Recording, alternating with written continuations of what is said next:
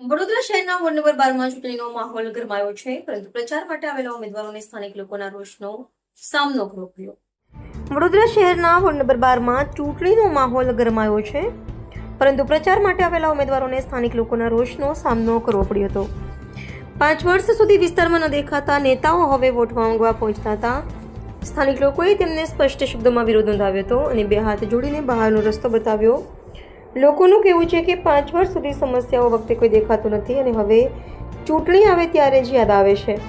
સ્થાનિકોમાં ખાસ કરીને એક મુદ્દો જોર પકડે છે. બહારના ઉમેદવારને ટિકિટ આપવાનો વિરોધ. લોકો માને છે કે સ્થાનિક ઉમેદવાર જ વિસ્તારમાં સાચું કામ કરી શકે, કારણ કે સ્થાનિક ઉમેદવાર વિસ્તારની દરેક સમસ્યા સાથે પરિચિત હોય છે. પાણીની તંગી હોય, રોડની હાલત હોય કે ડ્રેનેજની સમસ્યા, તે ઉપરાંત લોકો સાથે પહેલેથી જ સંબંધ હોવાને કારણે વિશ્વાસનો દરજ્જો પણ વધારે હોય છે. બીજી તરફ બહારના ઉમેદવાર માટે વિસ્તારની હકીકત સમજવી સરળ નથી. લોકો સાથે જોડાવા માટે સમય લાગે છે અને ઘણા લોકોમાં આપણે માણસ નથી એવી ભાવના પણ જોવા મળે છે.